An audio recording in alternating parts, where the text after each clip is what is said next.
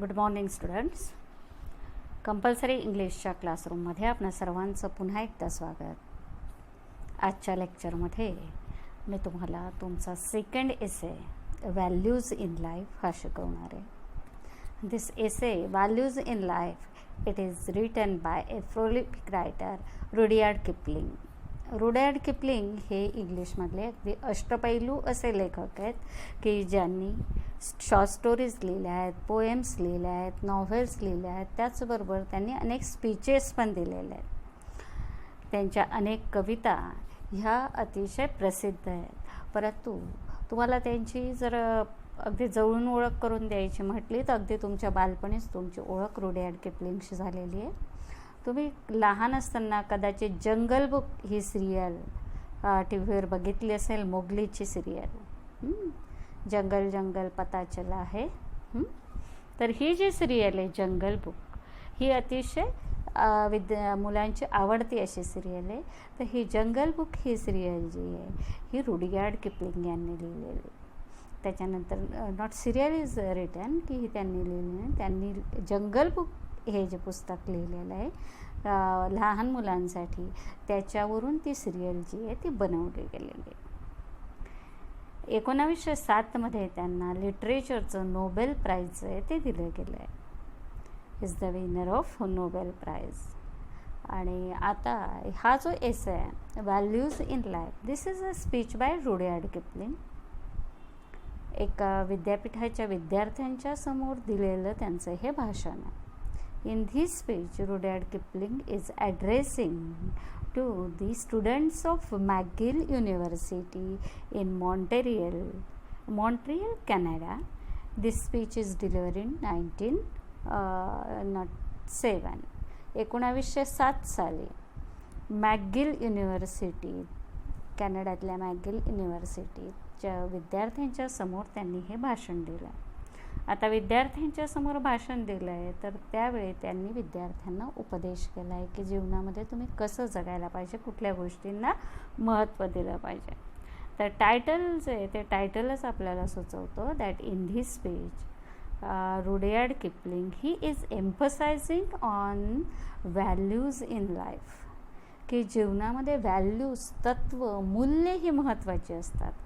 पैसा हे महत्त्वाचं तत्त्व आजकाल झालं आहे. आपण नेहमी असं म्हणतो की आजच्या जगामध्ये सगळं जग हे पैशावर चालत असतं, परंतु पैशापेक्षासुद्धा मूल्यवान अनेक गोष्टी आहे. आणि जेव्हा आपण हे तत्त्व स्वीकारतो की पैसा हेच जगातलं अंतिम सत्य आहे, सगळं जग हे पैशावर चालतं, मग आपली सगळी धडपड जी आहे ती पैसा मिळवण्यासाठीच सुरू होते आणि आपला मार्ग जो आहे तो चुकीचा अवलंबला जातो. आणि मग अख्ख्या आयुष्यभर आपण पैसा कमवण्याच्यासाठी आपलं आयुष्य बर्बाद करतो. आणि तो पैसा कमवून झाल्यानंतर आपल्या लक्षात येतं की या पैशापेक्षासुद्धा अनेक मूल्यवान गोष्टी या जीवनात होत्या ज्या आपण गमावलेल्या आहेत. जीवनात याच्यापेक्षा चांगल्या गोष्टी आपण मिळवू शकलो असतो की जर आपण पैसा कमवण्याच्या मागे लागलो नसतो. तर विद्यार्थ्यांना की जे विद्यार्थी अजून पाठशाळेत शिकत आहेत, जीवनाच्या शाळेत यांचा अजून प्रवेश झालेला नाही आहे, अशा विद्यार्थ्यांना रुडयार्ड किपलिंग हे सावध करताय की जगाने ही एक कॉन्स्पिरसी, कट कारस्थान रचलेलं आहे की तुम्ही जगाच्या ह्या सगळ्या बाजारात जेव्हा याल किंवा जगाच्या युद्धभूमीवर जेव्हा याल, की जग म्हणजे जणू काही एक युद्धभूमी आहे आणि हे युद्ध जर तुम्हाला जिंकायचं असेल तर यात तुम्हाला पैसा कमवावा लागेल. हे तुमच्या मनावर कळत नकळत बिंबवलं जातं. परंतु पैसा हे जगण्याचं एक साधन आहे. तो पैसा किंवा संपत्ती हे कधीही जगण्याचं ध्येय असू शकत नाही. आपल्याला जगण्यासाठी संपत्ती आवश्यक असते. आपलं जगणं समृद्ध करण्यासाठी, आपलं जगणं आरामदायक करण्यासाठी, आपलं जगणं अर्थपूर्ण करण्यासाठी आपल्याला संपत्ती मिळवायची असते. संपत्ती मिळवणं हा पुरुषार्थ असतो, परंतु त्या संपत्तीचा विनियोग चांगल्या पद्धतीने करणं हे त्याहून जास्त महत्त्वाचं असतं. संपत्ती ही आपल्यासाठी आवश्यक आहे, परंतु आपण काय करतो की ती संपत्ती मिळवण्यासाठी आपलं सर्वस्व पणाला लावून देतो. म्हणजे संपत्ती आपल्यासाठी नसून आपण संपत्तीसाठी होत असतो. तर ह्या चुकीच्या मार्गावर अग्रेसर होण्याच्या आधीच लेखक आपल्याला सावध करताय की जीवनामध्ये ह्या संपत्तीपेक्षाही अधिक मौल्यवान गोष्टी आहेत, आणि ती म्हणजे तत्त्व. आणि अशी तत्त्व ज्या माणसाच्या अंगी असतात त्या माणसाचं अनुसरण तुम्ही करा, त्या माणसाला तुम्ही माना, त्याच्यासारखा बनायचा प्रयत्न करा, असं ह्या स्पीचमधून रुडयार्ड किपलिंग जे ते विद्यार्थ्यांना ॲडवाईस देत आहेत किंवा त्यांना ते सजेस्ट करत आहेत. एकामागोमाग एक मुद्दे जे आहेत ते मी आता की ते जसे जसे मांडता आहेत तसं तसं आपण ते एक्सप्लेन करूयात. तर सगळ्यात पहिला मुद्दा असा की this is a speech delivered to the students of McGill University in 1907 in Montreal, Canada. की हा एसे नसून हे काय, दिस इज अ स्पीच. आणि ते कोणत्या पुस्तकातून घेतले की त्यांचे सगळे स्पीचेस जे आहेत ते कलेक्ट केले गेलेले एका पुस्तकामध्ये, आणि त्यांना नाव दिलं आहे द बुक ऑफ वर्ड्स, शब्दांचं पुस्तक. A book of words. Whose words? The words of Rudyard Kipling. की ज्या शब्दांमधून रुडयार्ड किपलिंगने लोकांना उद्बोधित केलेलं आहे, त्यांना ॲड्रेस केलेलं आहे, त्यांच्या भाषणांचं एक पुस्तक छापलं गेलं आहे, आणि त्या पुस्तकातून हा प्रेझेंट एसे जो आहे तो घेतला गेला आहे. हे एक स्पीच जे आहे ते घेतलं गेलेलं आहे. आणि हे कोणाला उद्देशून केलेलं आहे त्यांनी हे भाषण त्यांनी मॅगल युनिव्हर्सिटीतल्या विद्यार्थ्यांना उद्देशून केलेलं आहे, आणि ते 1907 साली केलेलं आहे. ह्या भाषणामध्ये ते कशावर प्रकाश टाकतात? He emphasises the need of values in life. की जीवनामध्ये मूल्य, तत्त्व यांचं महत्त्वाचं आहे ते त्यांनी अधोरेखित केलेलं आहे. He explains the game of life to students. की ह्या स्पीचमधून विद्यार्थ्यांना जीवनाचा खेळ कसा चालतो आणि त्याच्यामध्ये त्या गेममध्ये आपलाच गेम कसा होतो हे त्यांनी स्पष्ट करून सांगितलेलं आहे. कसं की ज्यावेळी आपण शिकत असतो ना, शाळेत असताना, कॉलेजमध्ये असताना आपल्याला सगळे व्हॅल्यूज शिकवले जातात, सगळी तत्त्व शिकवली जातात, प्रिन्सिपल शिकवले जातात, काय चांगलं आहे काय वाईट आहे हे आपल्या मनावर बिंबवलं जातं. पण जेव्हा आपण प्रत्यक्ष जीवनात उतरतो ना, त्यावेळी आपल्या लक्षात येतं की जे आपण शिकलो आहे ना ते कुचकामी ठरतं आहे. आपण प्रामाणिकपणा हा व्हॅल्यू घेऊन जगायला जातो, परंतु जगामध्ये आपल्याला कुठेही प्रामाणिकपणा दिसत नाही, आणि आपल्या प्रामाणिकपणाचं उत्तर जे ते आपल्याला फसवून लोक देत असतात. आणि मग आपल्या लक्षात येतं की आपण असं प्रामाणिकपणे जगत राहिलो तर आपण काही प्रगती करू शकत नाही, आपलं काही होऊ शकत नाही. आणि मग माणूस काय करतो, नाईलाजाने तो मार्ग सोडतो आणि अप्रामाणिकपणाच्या वाटेवर चालत जातो.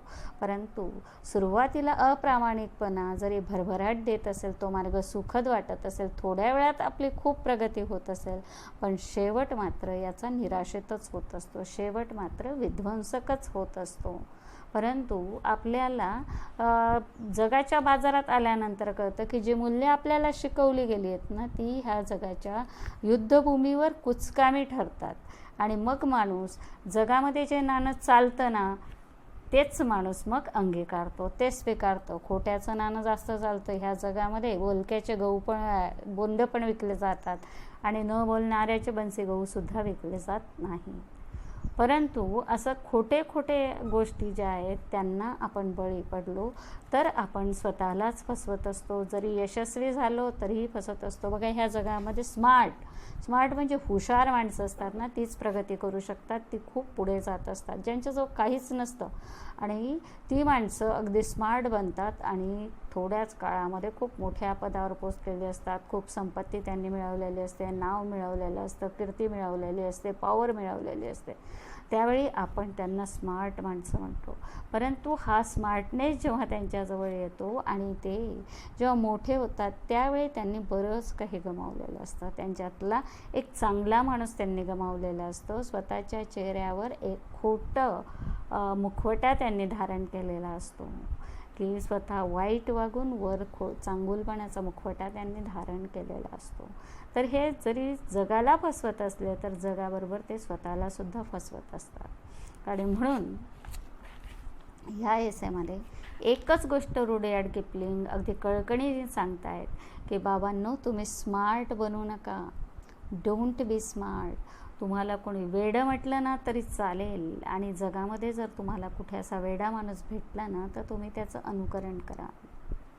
आणि तो वेडा माणूस कोणाला वेडा समजला जातं की जो पैशाच्या मागे लागत नाही, जो माणूस पैशाला व्हॅल्यू देत नाही. की जगामध्ये 99% लोक हे पैशाच्या मागे धावणारे असले, पैशाला व्हॅल्यू देणारे असले, तरी जगात 1% का असे ना पण अशी काही वेडी माणसं असतात की जे पैशाला व्हॅल्यू देत नाही.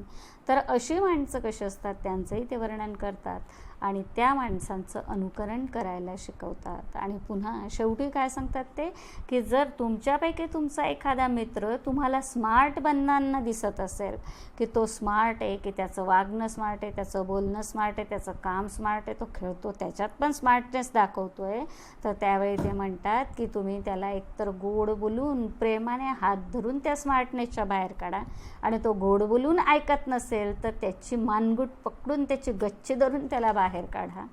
की बाबा रे, हा स्मार्टनेस हा बरोबर नाही आहे, हे एक जाळं आहे की ज्याच्यामध्ये अडकून तू स्वतःला संपवू शकतोस. तर ह्या सापळ्याच्या बाहेर तू ये.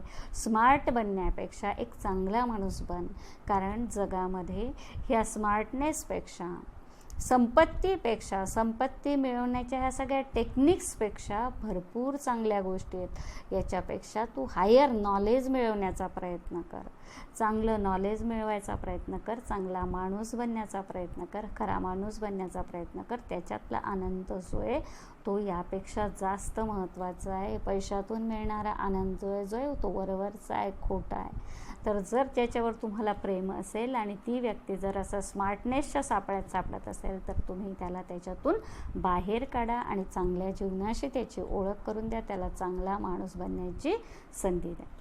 असे हे मुख्य पॉईंट त्यांनी घेतले. आपण आता एक एक पॉईंट आपण त्याचा डिस्कस करूया. खूप चांगल्या चांगल्या गोष्टी त्यांनी याच्यातून मांडल्या.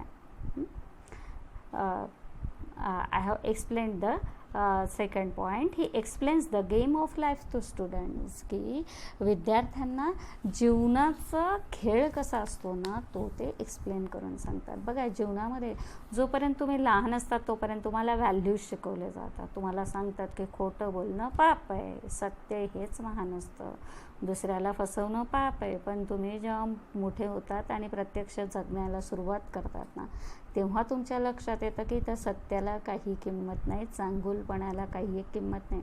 बघा, जेव्हा तुम्ही डिग्री घ्याल, खूप मेहनतीने डिग्री घ्याल, फर्स्ट क्लास मिळवलेला असेल, तुम्हाला खूप नॉलेज असेल, पण जेव्हा तुम्ही नोकरी मिळवायला जाल ना तर त्यावेळी तुमच्या लक्षात येईल की तिथं तुमच्या नॉलेजपेक्षा, तुमच्या प्रिन्सिपल्सपेक्षा तिथं दुसऱ्याच गोष्टींना महत्त्व असेल. कदाचित तुमच्याजवळ जर पुरेसा पैसा नसेल तर त्यावेळी ज्याला काहीच येत नाही किंवा जो चांगला माणूस नाही तो पैशाच्या जोरावरती नोकरी मिळवून जाईल आणि तुम्हाला मात्र अपयशाला सामोरं जावं लागेल. पण असं आहे का की सगळीचकडे फक्त पैसाच चालतो? अशीही एखादी संस्था असू शकते की ज्याच्यामध्ये व्हॅल्यूजला महत्त्व असेल, त्याच्यामध्ये तुमच्या नॉलेजला, तुमच्या चांगुलपणाला महत्त्व असेल आणि तिथं तुमची निवड केली जाईल. तर मग त्यावेळी तुम्ही हे समजायचं की खस्ता खाल्ल्यात मी, परंतु त्याच्यातून मला जग काय ते कळलं आणि आज मी ज्या योग्यतेचं आहे त्या चांगल्या ठिकाणी काम करण्याची माझ्या नॉलेजला, माझ्या कॅपॅसिटीला, माझ्या चांगुलपणाला न्याय देणाऱ्या अशा संस्थेत काम करण्याची संधी मला मिळालेली आहे. ही देवाची कृपा झाली असं जेव्हा तुम्ही समजाल तेव्हा तुमचा चांगुलपणावरचा विश्वास जो आहे तो दृढ होत. So this is the game of life. हा गेम ऑफ लाईफ काय सांगतो की बाहेर पडल्या पडल्या आपल्याला हे जाणवतं की जगात जर यशस्वी व्हायचं असेल तर पैसा कमवा. ज्याने पैसा कमवला तो माणूस यशस्वी होतो, कारण ज्याच्याजवळ पैसा आहे त्याला कीर्ती आपोआप मिळते, त्याला मानसन्मान आपोआप मिळतो, त्याला सत्ता आपोआप मिळते. तर मग आपल्याला कळतं की सगळं जग हे पैशावर फिरत असतं, सगळा खेळ पैशांचा आहे. तर पैसा ह्याच्यावर जग चालतं, ह्या एका गोष्टीला तुम्ही बळी पडतात आणि पैशाच्या मागे लागलात की त्या दुष्टचक्रामध्ये तुम्ही अडकत जातात.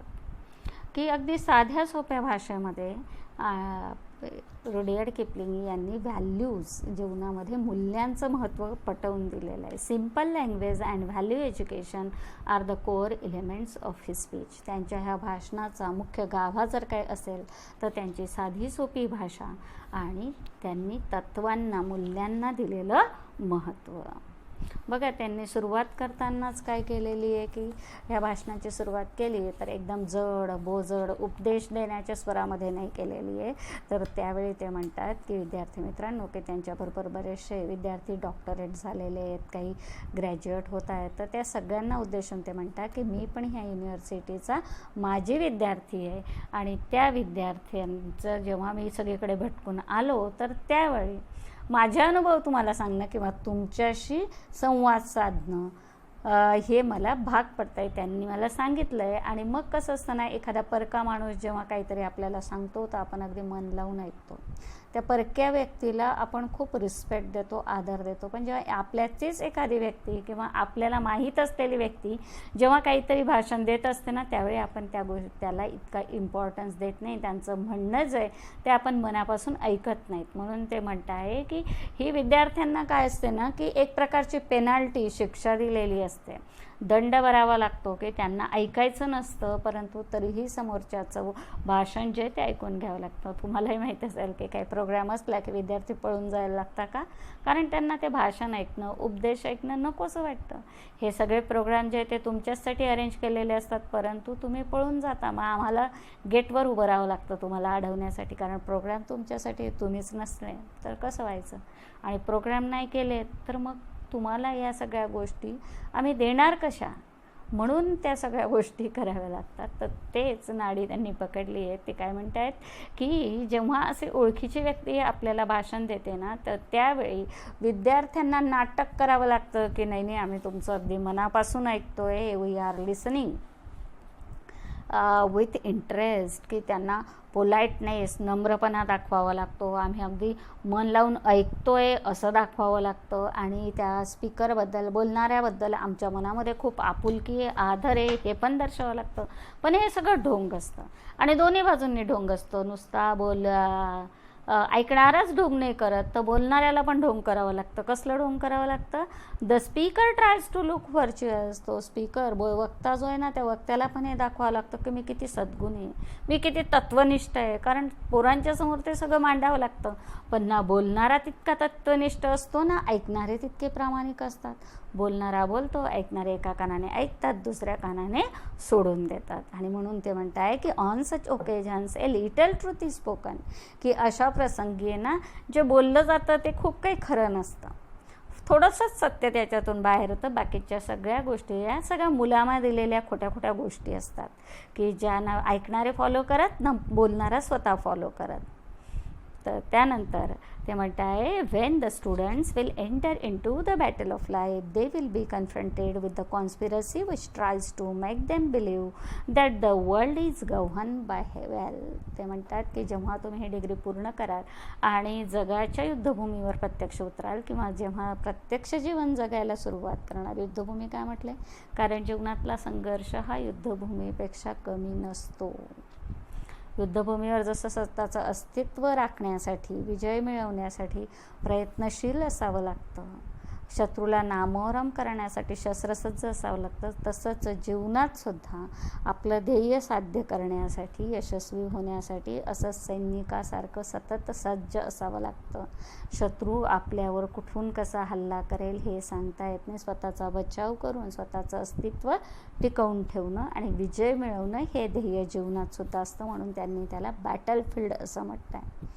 की जेव्हा तुम्ही प्रत्यक्ष युद्धभूमीवर जाल तर तेव्हा तुम्ही एक कॉन्स्पिरसी म्हणजे कटकारस्थान, की सगळ्यांच्या विरोधात इथे कटकारस्थान रचलं गेलेलं असतं. ते कटकारस्थानाला तुम्ही बळी पडतात. कोणती कॉन्स्पिरसी असते?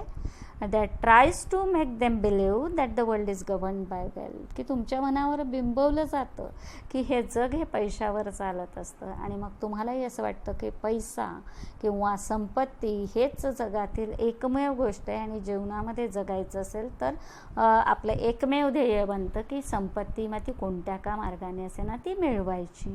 आणि त्याच्यासाठी माणूस आपलं अख्खं जीवन जे आहे ते पणाला लावून देत असतो. तर त्यावेळी ते सांगतात की हे कट कारस्थान आहे. असं नाही की संपत्ती ही महत्त्वाची नाही, संपत्ती महत्त्वाची आहे, परंतु त्याला जेवढं महत्त्व दिलं जातं तेवढं देऊ नये. संपत्ती मिळवणं हे आपल्या जगण्याचं एक साधन असतं. संपत्ती हे जगण्याचं साधन आहे, जगण्याचं साध्य नाही आहे. त्याच्यामुळे ते म्हणतात की ह्या कॉन्स्पिरसीला तुम्ही बळी पडू नका, ह्या कट कारस्थानाला बळी पडू नका. Taken by the idea, the youth are directed to the wrong path in life. की जर समजा तुम्ही ह्या कारस्थानाला बळी पडले, ते तुम्हाला असं वाटायला लागलं की संपत्ती मिळवणं हेच महत्त्वाचं आहे, कारण जग हे फक्त संपत्तीवर चालत असतं, पैशावर चालत असतं. असं जर झालं तर तुम्ही जीवनाची चुकीची वाट लगेच फॉलो करता, की तुम्ही जीवनाचा मार्गच मग चुकीचा निवडता आणि चुकीच्या वाटेवर गेल्यानंतर माणूस चुकीच्याच ठिकाणी पोचणार. म्हणून तुमचा मार्ग जो आहे तो मार्ग योग्य असला पाहिजे. त्याच्यासाठी मोठ्या लोकांचं म्हणणं आपण ऐकलं पाहिजे. The game of life expect them to be more than humans. आणि ह्या जीवनाचा जो गेम आहे ना, खेळ आहे, तो सुरू होतो मग की आपल्याकडून इतक्या अपेक्षा केल्या जातात मोअर दॅन ह्युमन्स, की मानव आहेत आपण, आपल्या काही मर्यादा आहेत आणि आपल्याकडून सुपर ह्युमनसारख्या सगळ्या अपेक्षा केल्या जातात की माणसाने पैसाही खूप कमवावा, नाव कमावं, कीर्ती कमवावं, at the time he must be good, he must be honest, की तो खूप चांगलाही असला पाहिजे, प्रामाणिक पण असला पाहिजे. जो खरंच चांगला आहे, प्रामाणिक आहे, तो माणूस इतक्या पटकन वर जाऊ शकत नाही.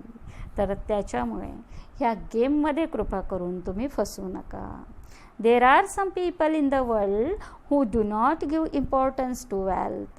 They give more importance to values. की जगामध्ये तुम्हाला खूप सारे लोक असे भेटतील की जे पैशाला, संपत्तीला महत्त्व देतील, माणसाला किंमत देणार नाहीत, व्हॅल्यूजला महत्त्व देणार नाही. पण जगात काही माणसं, अगदी कमी का असेना, अगदी मी म्हणते की 99% संपत्तीला महत्त्व देणार, पण 1% माणूस असा असतो ना की जो संपत्तीपेक्षा व्हॅल्यूज, जीवनात मूल्यांना, तत्वांना प्राधान्य देणारा असतो. आणि अशी माणसं जगामध्ये आहेत.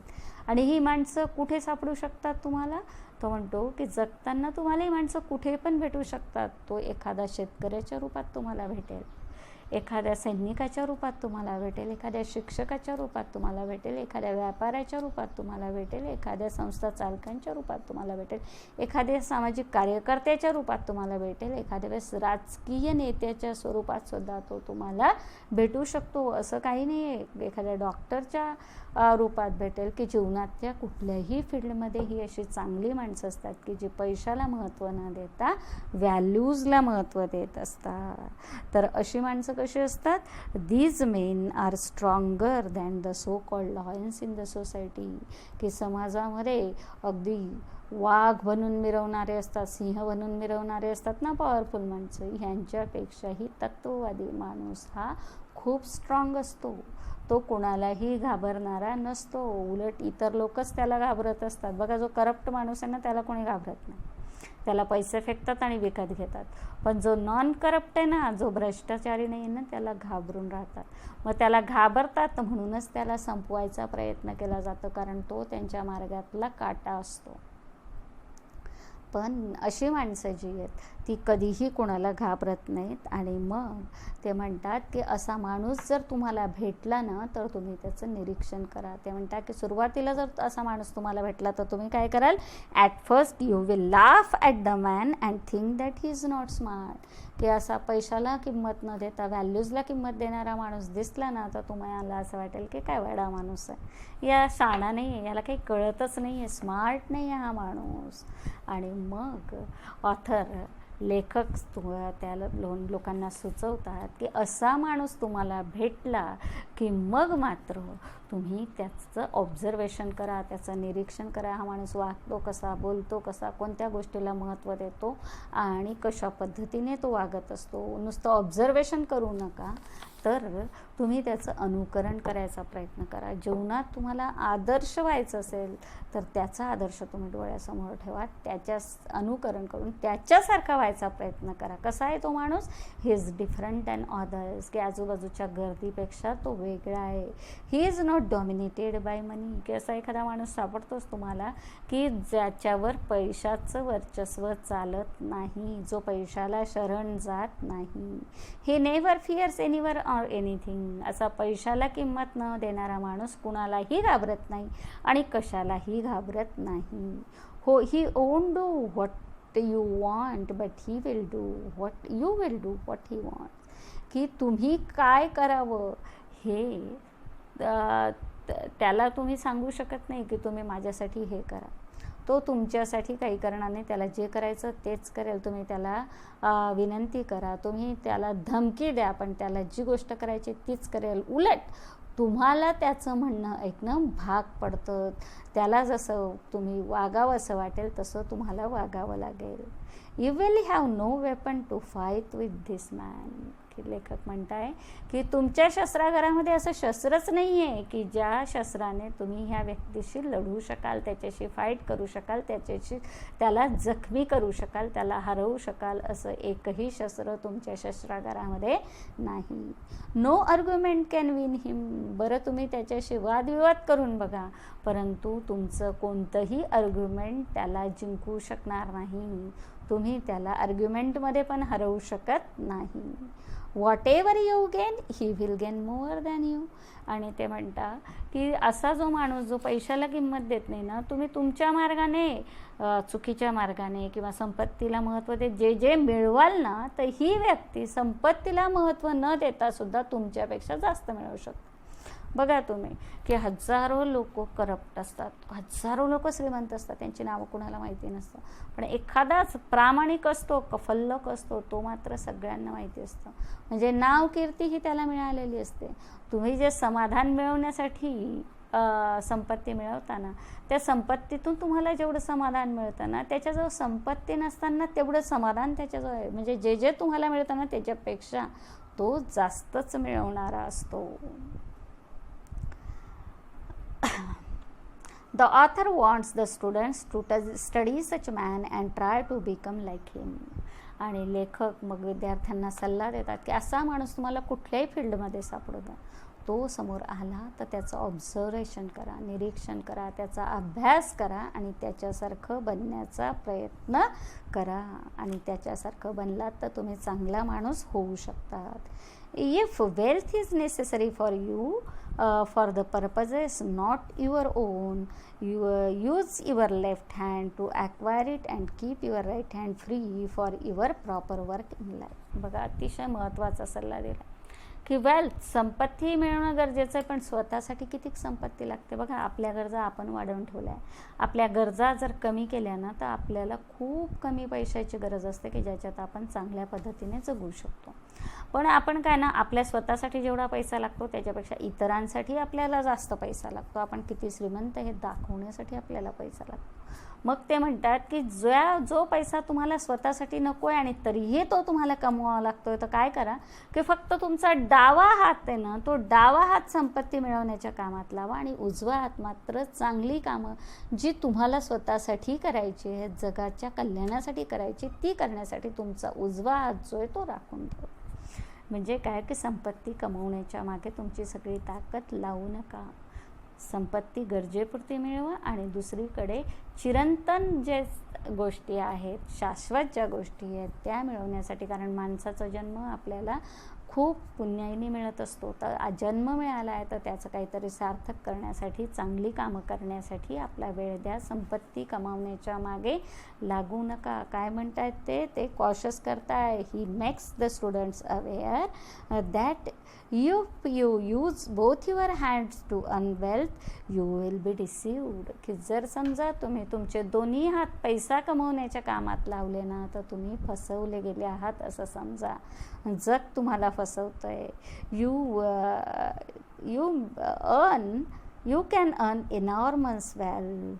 You may be pointed as a smart man, but you will be the loser. ते म्हणताय की तुम्ही असं दोन्ही हातांनी पैसा कमवला ना तर कदाचित प्रचंड संपत्ती तुम्ही गोळा करणार, तुम्हाला स्मार्ट मॅन म्हणून लोक ओळखतील, हुशार माणूस म्हणून तुमची गणती होईल, परंतु तुम्ही हुशारी मिळवलेली आहे, पैसा मिळवला आहे, पण त्याच्याही पेक्षा महत्त्वपूर्ण गोष्टी जीवनातल्या गमावलेल्या असाल, जीवनातला खराखुरा आनंद गमावला असाल आणि तुमची क्षमता, तुमची बुद्धी, तुमची शारीरिक क्षमता, तुमची प्रतिभा याच्यातून जे मोठं कार्य तुम्ही करू शकला असतात ते तुम्ही केलेलं नसतं. म्हणजेच तुम्ही खूप काही गमावलेलं असतं, संपत्तीच्या मागे लागून जीवनातल्या महत्त्वपूर्ण गोष्टी तुम्ही गमावलेल्या असतात.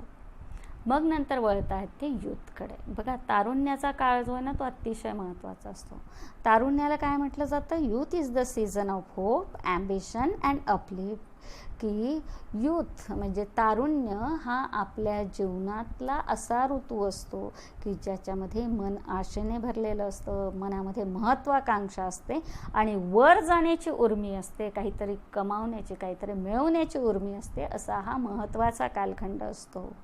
परंतु त्याचवेळी हे पण लक्षात ठेवायचं असतं की एकाच वेळी जरी आशा, महत्त्वाकांक्षा आणि वर जाण्याच्या उर्मीचा काळ असला ना तरी तोच काळ. But youth is also a season of depression, despondencies, abandonment and realized worthlessness which is just like hell. परंतु हाच काळ जो आहे ना तो निराशेचा पण असू शकतो. बघा, आपण यश मिळवण्यासाठी प्रयत्न करतो पण सगळ्यांच्याच वाट्याला यश होतं का? बघा, 99% वाट्याला अपयश येतं. फक्त एखाद्याच्या 1% माणसांना यश मिळतं आणि ते झळकून उठतात, ताऱ्यांसारखे चमकतात. पण आपल्याला त्या ताऱ्यांचं चमकणं दिसतं, परंतु अंधारात गुडूप झालेल्या अपयशी 99%चं जगणं जे निराशेच्या गर्तेत बुडून गेलेलं आहे ते मात्र आपल्या लक्षात येत नाही. निराशेच्या अंधकारामध्ये नरकमय जीवन जे ते विद्यार्थी किंवा तरुण मुलं जगत असतात आणि तरुण मुलं लवकर निराशेच्या गर्तेत जात असतात. डिप्रेशन, डिस्पोडन्सीज म्हणजे डिस्करेजमेंट, की प्रयत्न करतात परंतु त्यांना डिस्करेज करणारे, धैर्यहीन करणारे, त्यांना अनहॅपी करणारे, दुःखी करणारे अनेक प्रसंग घडतात. कोणी उमेदीने पुढे जात असेल तर त्याला लगेच पाय खेचले जातात आणि प्रयत्न करूनही अपयश आलं की माणूस खचून जातो. तर अशा दुःखाचा पण हा काळ असतो.